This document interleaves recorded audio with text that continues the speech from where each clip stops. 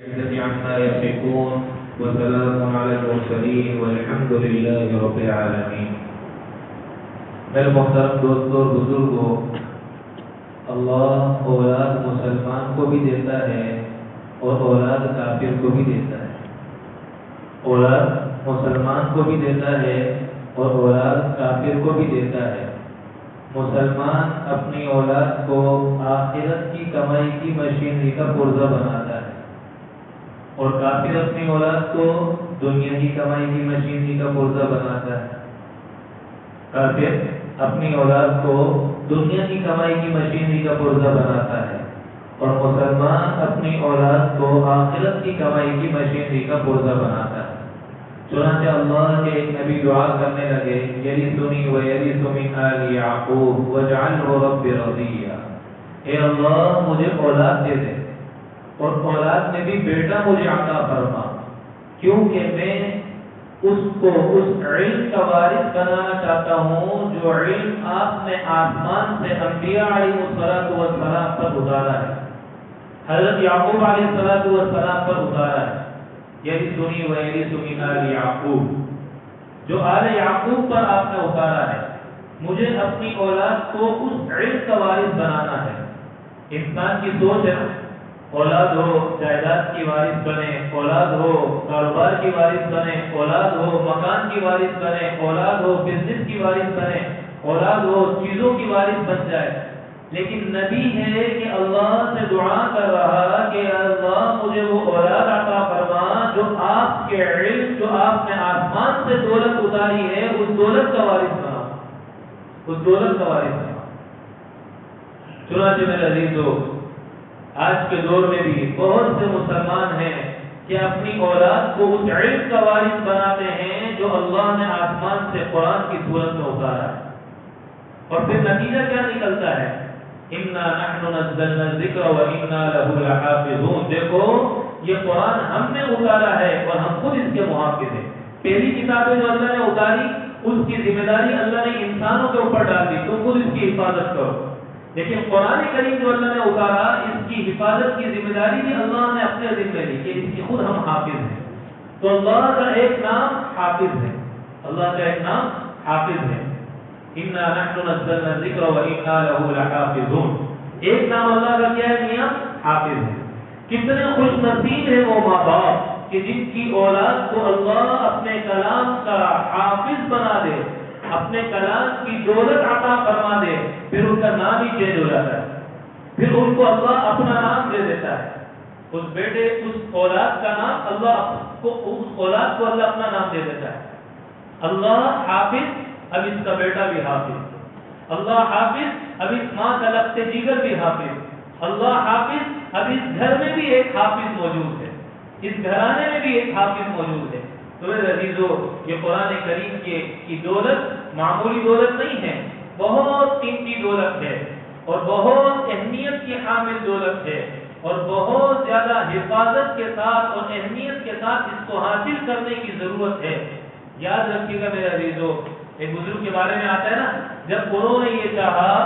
کہ میں، جب فرماتے کہ جب میں یہ چاہتا ہوں کہ میں اللہ سے باتیں کروں تو میں نماز شروع کر دیتا ہوں، اور جب میں یہ چاہتا ہوں کہ اللہ مجھ سے باتیں کرے تو میں قرآن کی تلاوت شروع کر دیتا ہوں. اس لیے کہ قرآن اللہ کا کلام ہے، اس میں اللہ اپنے بندے سے بات کر رہا ہوتا ہے. آپ کا بیٹا 3 سال تک، 4 سال تک، 5 سال تک مدرسے کے اندر حفظ قرآن کے لیے جاتا ہے تو وہ 5 سال اس کیفیت کے اندر ہوتا ہے کہ میرا اللہ اس سے باتیں کر رہا ہو. وہ صبح سے لے کر شام تک قرآن پڑھنے والا ایسا ہے جیسے اللہ اس سے باتیں کر رہا ہو. اس لیے میرے دوستو، قرآن کا علم معمولی علم نہیں ہے، قرآن کی دولت معمولی دولت نہیں ہے. یہ قرآن اگر اللہ فرماتے ہیں اگر ہم چاہتے تو ایک ساتھ بھی اتار سکتے تھے، لیکن ہم نے آہستہ آہستہ کر کے اتارا تاکہ لوگوں کے سینوں کے اندر اترتا چلا جائے. اور اللہ کے نبی نے حدیث میں فرمایا کہ قرآن جس سینے کے اندر نہیں ہے،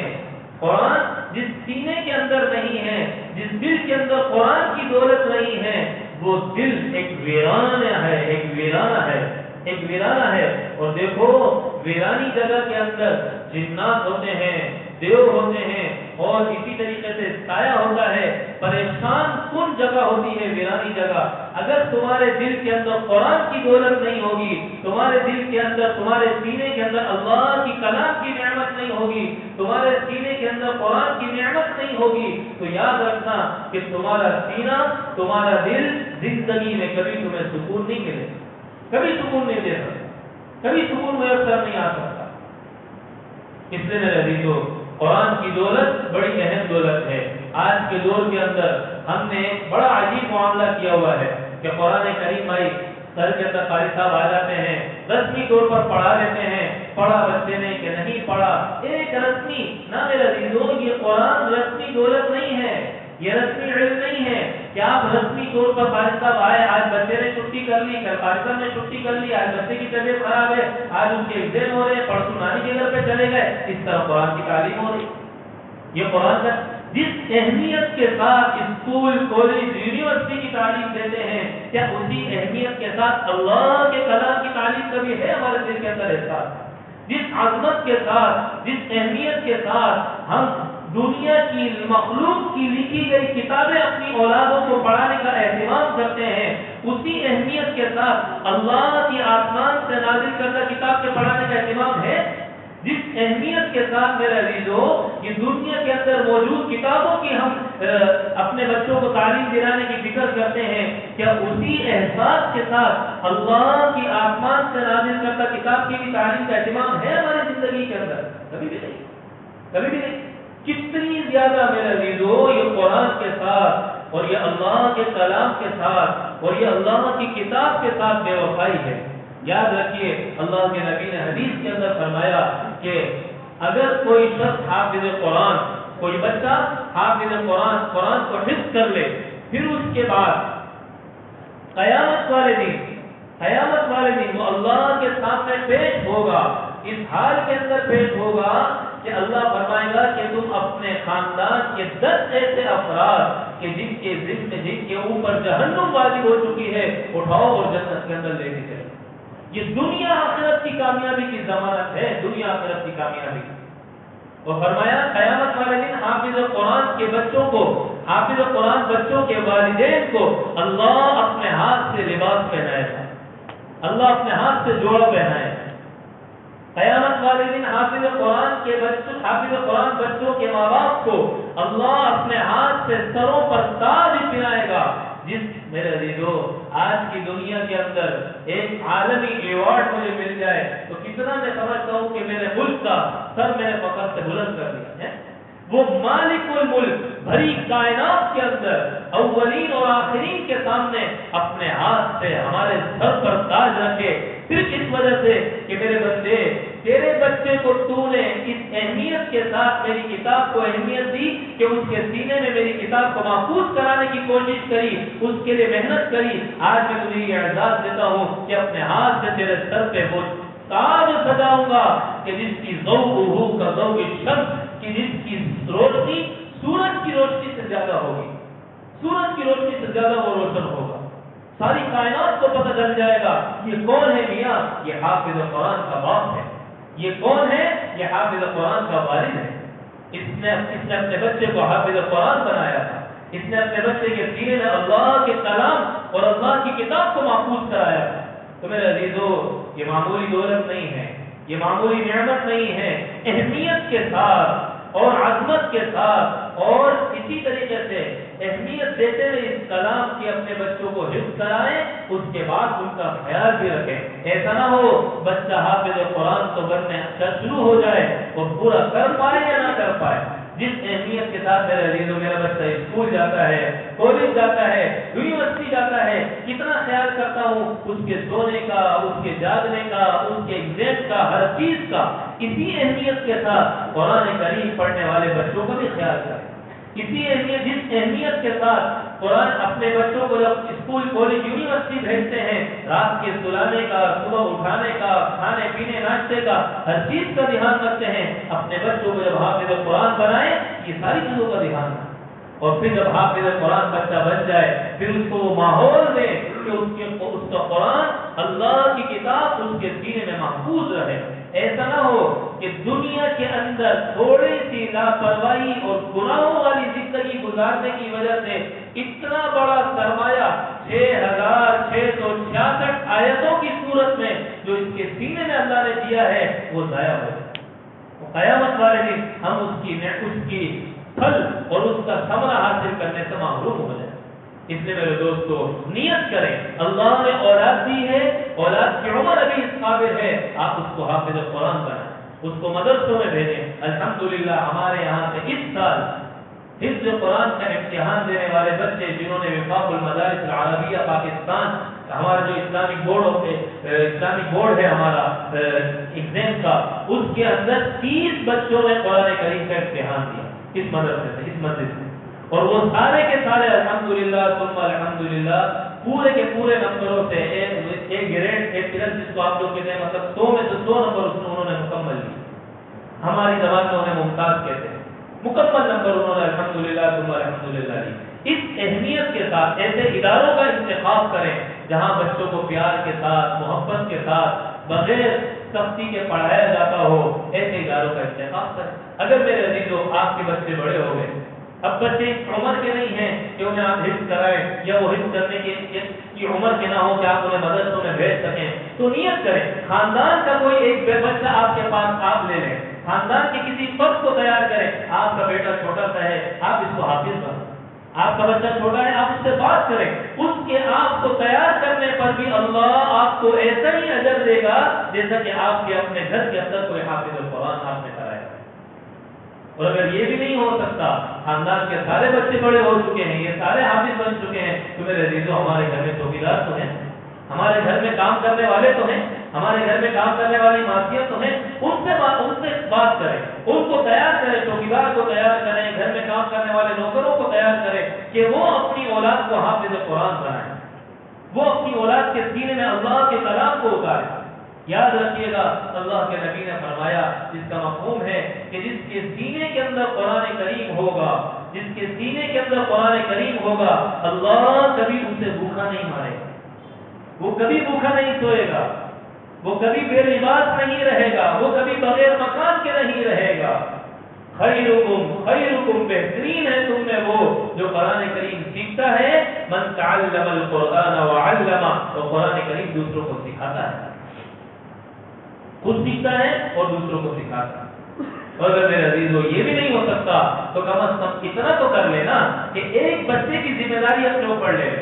ایک بچے کی کفالت اپنے ذمہ لے لے کہ اس بچے کو میں حافظ قرآن بناؤں، کسی ادارے میں ایک بچے کی کفالت اپنے ذمہ لے۔ الحمدللہ ہمارے یہاں تقریباً 450-500 کے لگ بھگ طلباء ہیں جن میں حفظ قرآن بھی کرایا جاتا ہے، اور اس کے علاوہ مکمل ان کو میٹرک تک اسکول کی تعلیم دی جاتی ہے، پھر اس کے بعد مکمل درس نظامی ہے، پھر اس کے بعد مفتی کورس ہے، اب سے انشاءاللہ ہم تجوید کا کورس بھی شروع کر رہے ہیں۔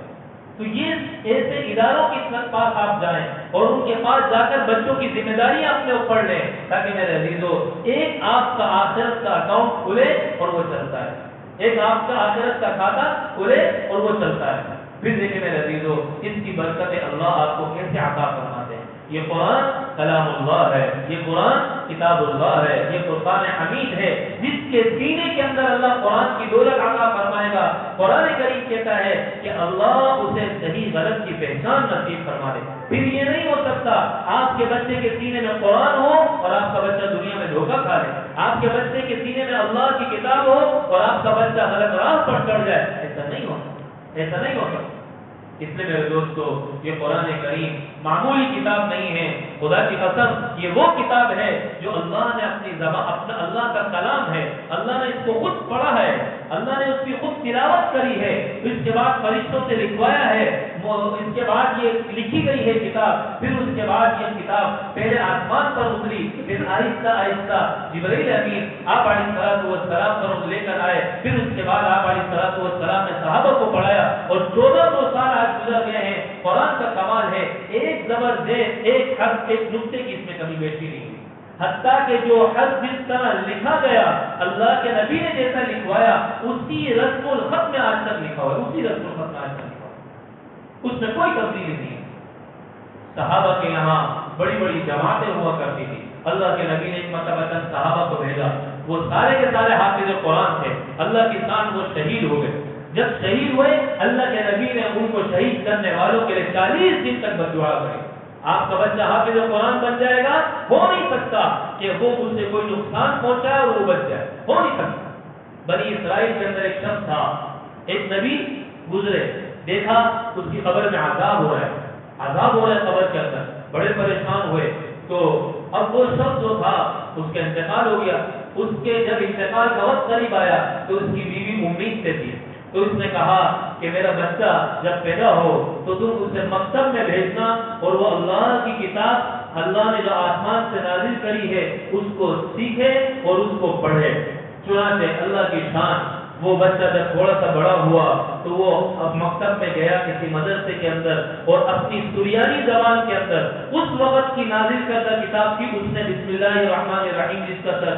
جو ہم عربی زبان میں بسم اللہ الرحمن الرحیم جو پڑھتے ہیں ان کی زبان میں جس انداز سے یہ پڑھا جاتا تھا، اس نے جیسے ہی اس کی تلاوت کری تو فوراً اس قبر کا عذاب الہی ختم ہو گیا، فوراً ختم ہو گیا۔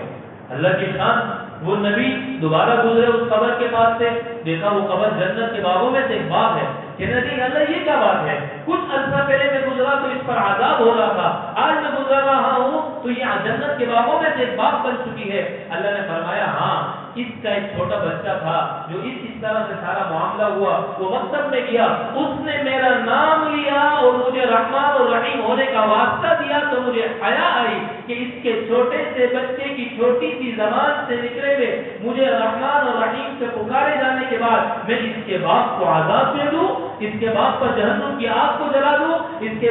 باپ کی قبر کو جہنم کی آگ کا مرکز بنا دوں، یہ مجھ سے نہیں ہو سکتا۔ چنانچہ میں نے فوراً اسے ختم کر کے جنت کا باپ بنا، فوراً ختم کر کے جنت کا باپ بنا۔ اس لیے میرے عزیزو اپنے اوپر بھی رحم کریں، اپنی دنیا کی زندگی بھی بنائیں اور اپنی آخرت کی زندگی بھی، اپنی اولاد کو کلام الہی کی دولت دے کر اللہ بھائی مجھے بھی، آپ کو بھی، ہم سب کو کہنے سننے سے زیادہ عمل والا، دوسروں تک پہنچانے والا اور اس قرآن کریم کی دولت کو حاصل کرنے والا اور دوسروں کو حاصل کرنے والا بنائیں۔ وآخر دعوانا ان الحمد للہ رب العالمین۔